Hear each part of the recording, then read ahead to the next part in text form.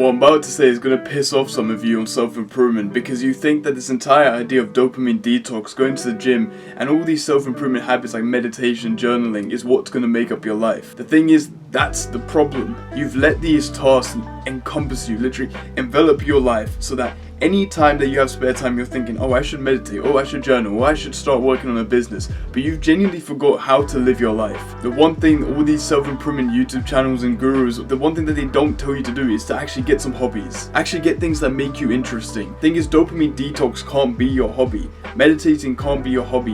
Journaling can't be your hobby because that's not your life. There's this thing about work-life balance. We've shifted all the way to the extreme to where it's work, work, work.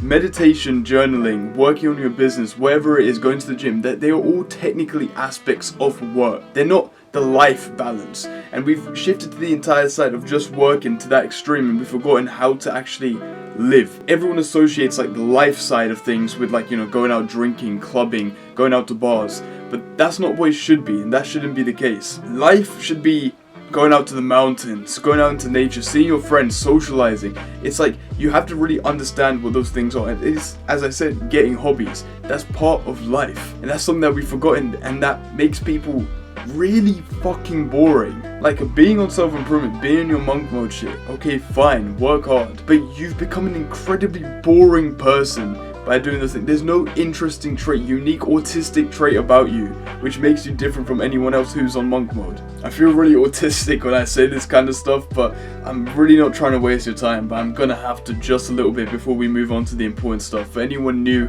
my name's Vanch, and I upload two self-improvement videos a day. I have to emphasize the two because, you know, it's better than one a day. The two a day that you can, you know, take practical advice from and change your mindset and shit, like become fucking superhuman or whatever. So click on subscribe, post notifications, you'll see more videos like this. Your YouTube homepage will have more videos like this, and then also you get a little cute notification from me. I'll message you and be like, yo, I uploaded, yo babe, I uploaded a new video.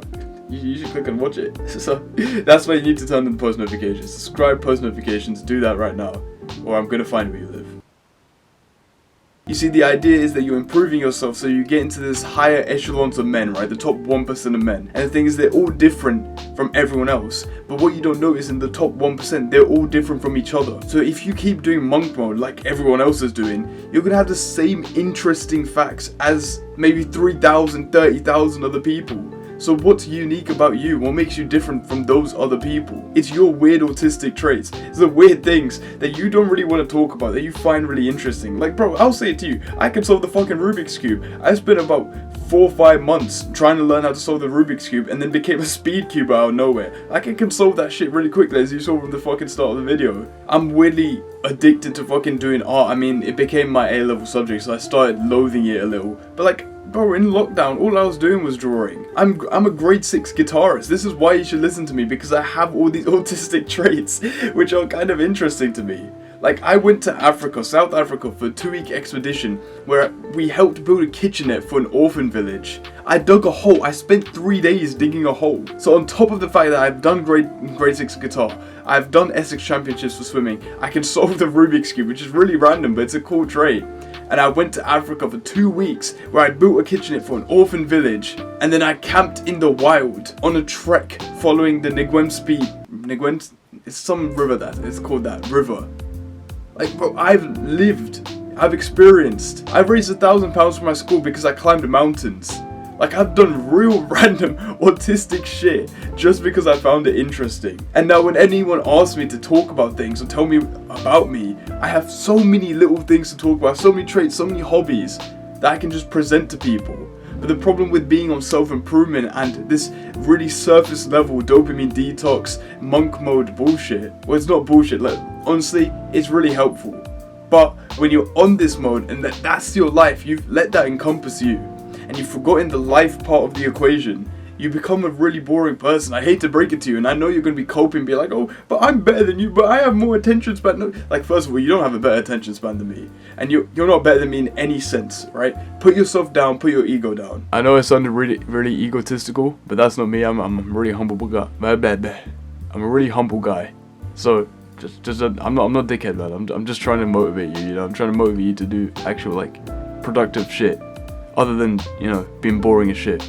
And look, bro, it's great that you're developing all these habits, like meditating, journaling, having more discipline. You're flexing those muscles, you're doing a good thing. But where are you applying them? Developing these traits, developing these skills are part of your work. But where are you applying these skills? Okay, you may be applying it into your business or wherever it is that you're trying to grow. But then you need to also apply it in the things that make you interesting. Like climbing a mountain is hard. Going 2 weeks in South Africa camping is hard. Learning how to solve the Rubik's Cube is hard.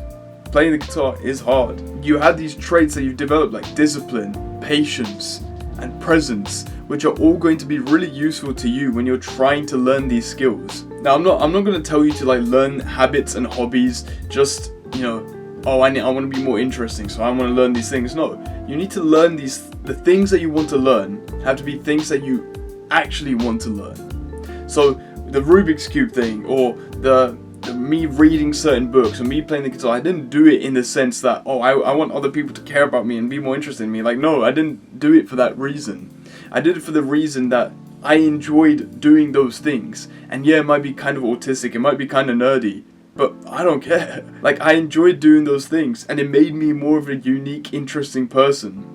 So you have to find things that you find fucking autistically interesting. It might be like bird watching, it might be watching the rain, or like going out for walks in nature, like collecting leaves. Like, bro, find something that you find autistically pleasant, and then do that. Because that's what makes you interesting. Like, I can't lie, this is really fucking autistic. I was talking to my friend about it. I want to go catch wild animals. Like, I saw this shit on YouTube who's like sitting with lion prides. Like, if I can find out how to tame a fox, you know how sick that would be? That's like real tribe stuff. That's like going back to the ages. If I like tame a wolf and don't get my face, bitten off, that's like man cave type shit. So that's the kind of place, like, having a pet wolf, man, like, come on. I'm only saying this to help you, because I don't want you to turn to this boring, autistic, sitting in your room all day, monk mode specialist, who just doesn't know how to socialize, and you're kind of weird. Like, you don't have anything interesting about you, and the only things that you say, if someone asks you, like, what's your hobby? You can't just say monk mode. You can't say meditating. Like, if that's all you do, then you can say, oh, I'm working, man, I'm gonna outcompete you. Like, but the thing is, you're not going to be interesting. You don't live. And yeah, you can say, oh, I can start learning these things when I'm successful and when I'm 30. Are you telling me that through the years of the periods of when you're 20 to 30, you're not going to socialize with people? You're not going to go out and talk to new people about the things that you've been doing, or go out with your friends? For the next 10 years between 20 and 30, you're not going to do anything. Honestly, to yourself, by the time you're 30, no one's going to want to spend time with you.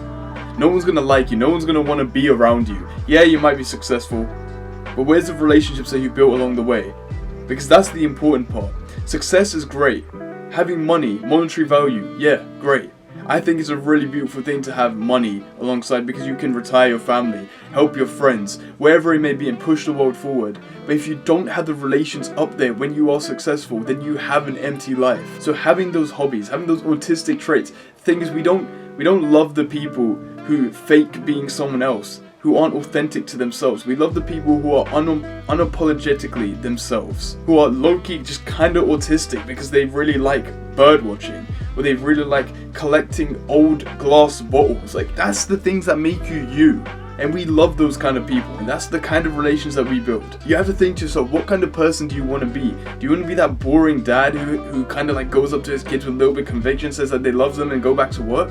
Like, no, you don't want to be that kind of person. You want to be the person, you want to be the dad that's interesting, the fun dad who's working, who has monetary value, but you're always there, and you have those hobbies, and you have those traits. That's what makes you a real man. The misconception around self-improvement has become like stoicism, where it's like, oh, I'm just rock solid and I just work. And yet, rock solid? Crazy. You're not only just working.